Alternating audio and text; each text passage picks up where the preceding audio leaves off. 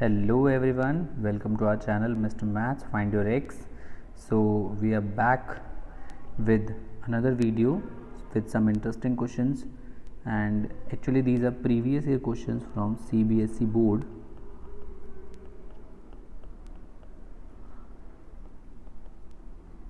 So we have taken some of the questions which sometimes do not seem into NCERT, but they have been asked time and again by the NCERT. सो उसी में से कुछ questions का compilation है. फटाफट से बिना time waste करे हम शुरू करते हैं अपने इन क्वेश्चंस को. और कई जगहों पे आपको डायरेक्ट दिखेंगे क्योंकि बेसिक के पेपर से लिए हैं, कुछ जगहों पे एप्लीकेशन बेस्ड दिखेंगे क्योंकि वो स्टैंडर्ड वाले पेपर से लिए हुए क्वेश्चन है. तो लेट अस स्टार्ट. तो पहला क्वेश्चन है, if an AP if the common difference D is equal to -4 then the seventh term of that AP is 4 then find the first term. तो आपको यहाँ पे क्लियरली दिया हुआ है D इज़ -4, A7 आपको दिया हुआ है 4 एंड आपसे पूछा है कि ए क्या होगा. देखिए आपको डेटा दिया हुआ है, डी का आप कुछ नहीं कर सकते, बट A7 के साथ आप बहुत कुछ कर सकते हैं. तो A7 मीन्स A + 6D. ये हमें पता है AP की जो टर्म्स होती हैं वो इस तरीके से लिखी जाती हैं कि जहाँ पर जो कॉमन डिफरेंस होता है वो उस टर्म से एक कम होता है. और ये जो हमने लिया है ये AN के फार्मूला, जो जनरलाइज्ड फार्मूला है उसकी हेल्प से, जहाँ पर हम अगर n को 7 रखेंगे तो हमें ये फार्मूला मिल जाएगा. तो हम इसके लिए A7 के लिए इस इक्वेशन को देखते हैं कैसी बनेगी. A7 हमें 4 दिया हुआ है, A हमारा मिसिंग है, 6 है और D जो है -4 है. तो आप यहाँ देखेंगे this is 4 A into -24 and then 24 आपका इस साइड आएगा तो इट विल बी प्लस का 24A then A is 28. So these are 1 marker question sometimes asked. तो अब CBSE ने अपना पैटर्न इस साल के लिए बदला है, तो टर्म 1 में MCQ बेस्ड क्वेश्चंस आने की पूरी प्रोबेबिलिटी है. और तो इस तरीके के क्वेश्चंस आप एक्सपेक्ट कर सकते हैं जहाँ पर आपको डायरेक्ट क्वेश्चन पूछे जाएंगे. Let us try to understand second question. Find the number of terms in an AP. देखिए एक AP में आपको नंबर ऑफ टर्म्स निकालने हैं. हमें पता है AP के जितने भी फॉर्मूलेज हैं उसमें n जो होता है वो नंबर ऑफ टर्म्स को डिफाइन करता है कि n की वैल्यू जब आप निकाल रहे हैं जहाँ पर भी n दिया हुआ है तो that defines number of terms. तो यहाँ पर आपको इस पूरी AP के नंबर ऑफ टर्म्स निकालने. कितनी टर्म्स है, देखिए दो चीज़ें हैं, AN एंड SN. आपको दोनों में n नज़र आता है, बट यहाँ क्वेश्चन जो है आप क्लियरली देखेंगे कि समीशन तो दिया नहीं हुआ है, इसका सम नहीं है, आपको nth टर्म दी हुई है.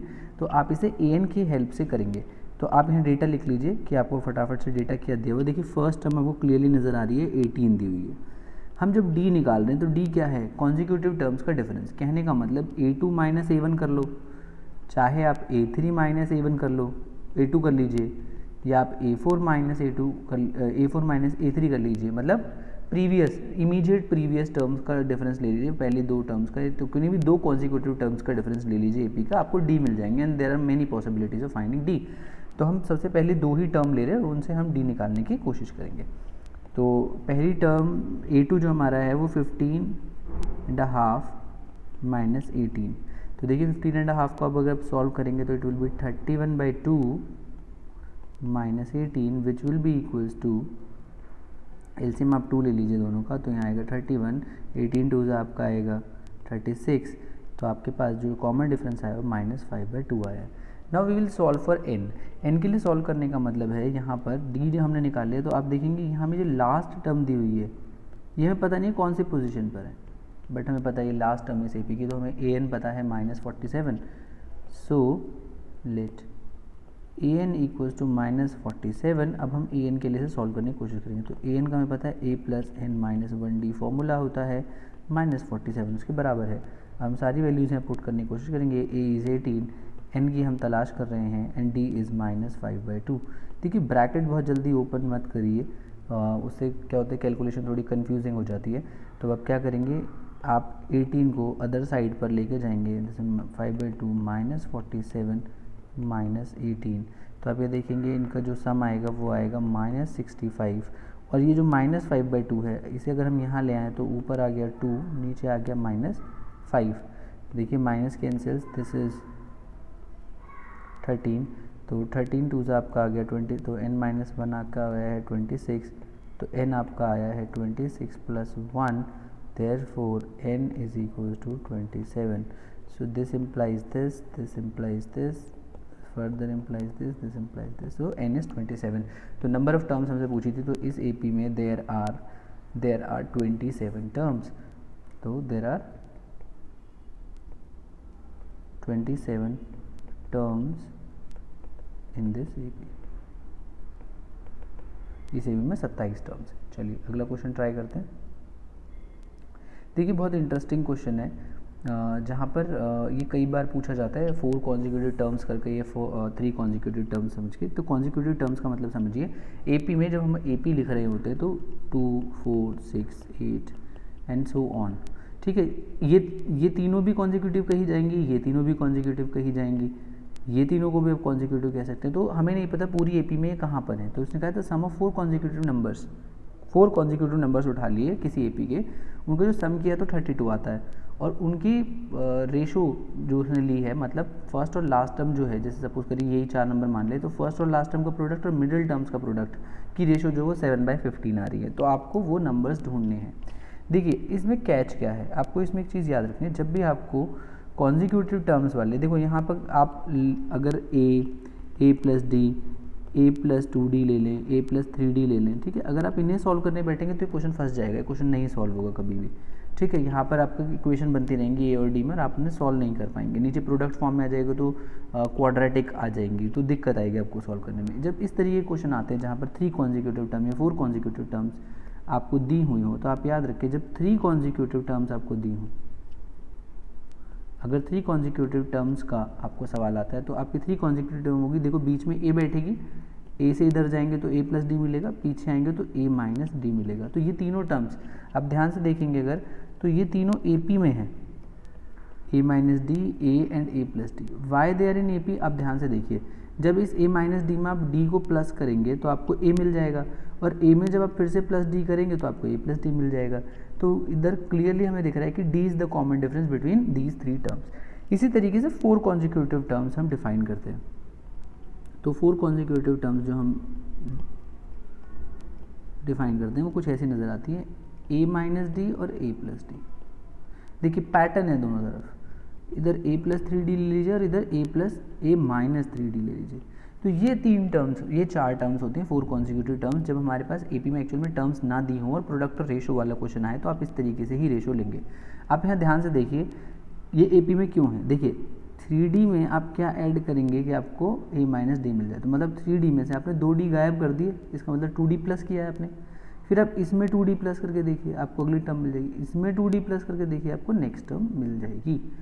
तो इस तरीके से आपकी ये कॉन्जिक्यूटिव टर्म्स को हैं आप मान सकते हैं।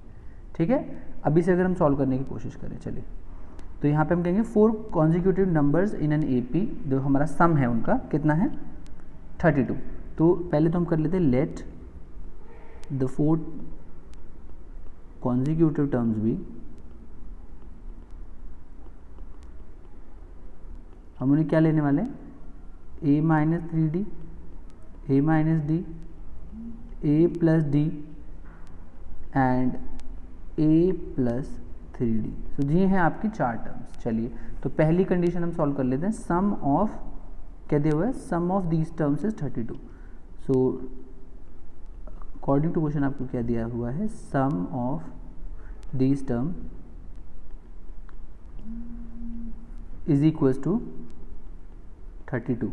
तो देखिए टर्म क्या क्या है हमारी, a minus 3d, a minus D, a plus D, a plus 3d is equal to 32।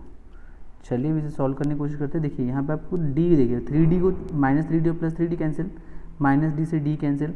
तो यहाँ क्लियरली आपको विजिबल है कि जो a है वो है 4a equal to 32, therefore a is equal to 32/4 which is equal to 8। तो आप a निकाल चुके हैं विच इज 8। चलिए अगला जो इसमें अगली कंडीशन दी है उसे यूज़ करने की कोशिश करते हैं। बोला है ratio of the product of first and last term, तो मतलब product of first and last upon में product of middle terms, middle term. तो प्रोडक्ट ऑफ मिडिल टर्म और लास्ट टर्म की रेशो जो है वो 7/15 दी हुई है। तो हम इसे सॉल्व करेंगे, 7/15 को हम कैसे सॉल्व करेंगे, देखिए क्या होगा,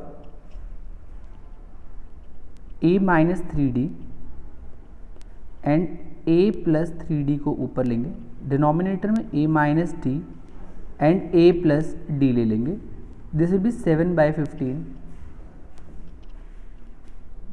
ठीक है, अब यहाँ से हम अगर सॉल्व करने की कोशिश करेंगे तो आपका जो आएगा, देखिए a plus D A minus D का होल स्क्वायर बन रहा है, तो ये होगा a square minus 9d square, denominator में होगा a square minus D square 7/15। आप चाहे तो a की वैल्यू 8 यहाँ रख सकते हैं, वरना आप इसे सॉल्व कर लीजिए, क्रॉस मल्टीप्लाई करिए। तो इक्वेशन को जैसे आप क्रॉस मल्टीप्लाई करेंगे, देखिए 15 इंटू ए स्क्वायर माइनस 9d स्क्वायर आपके पास एक टर्म है, दूसरी तरफ है 7 इंटू ए स्क्वायर माइनस डी स्क्वायर है। तो यहाँ पर आप 15 ए स्क्वायर लिखेंगे, यहाँ पर आएगा 19 into 50 will be 135 D square, this will be 7a square minus 7d square. A square वाली टर्म्स को एक तरफ ले लीजिए और डी स्क्वायर वाली टर्म्स को एक तरफ ले लीजिए, तो मेरे पास जो बचेगा यहाँ होगा minus 135 D square plus 7d square, और इधर आएगा 7a square minus 15a square. तो now it will seems like minus 135 पर आप जैसे सॉल्व करेंगे तो आएगा माइनस 128d स्क्वायर, और यहाँ पर आपके पास जो वैल्यू आएगी सॉल्व करने के बाद आएगी 8a स्क्वायर माइनस का, देखिए माइनस एक दूसरे को कैंसिल कर देंगे तो आपके पास फाइनली जो d स्क्वायर आया है वो आया है 8a स्क्वायर अपॉन 128। अब देखिए a स्क्वायर आपको पता है कितना है, 8 है, a जो है वो 8 है, तो a स्क्वायर आया 64 अपॉन में 128। आप जब इसे सॉल्व करेंगे तो देखिए 1 ज़ा 8 1 ज़ा 8,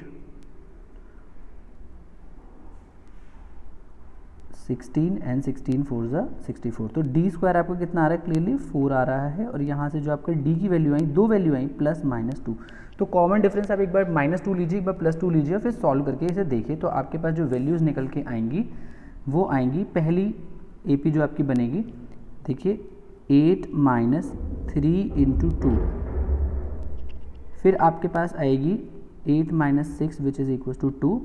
ऐसे ही आप यहाँ पे सॉल्व करिए, 8 माइनस 3d के बाद अब आपका d है तो आप करिए 8 माइनस 2 सीधा, तो आपके पास आ जाएगा यहाँ पर 8 माइनस, ये आप इससे माइनस करेंगे तो आपके पास आएगा 8 माइनस 2 करेंगे आप सीधा, तो इट विल गिव यू 6। अभी हम यहाँ पे फॉर t इक्वल टू 2 के लिए से सॉल्व कर रहे हैं, जब हमने d पॉजिटिव 2 ले रखा है।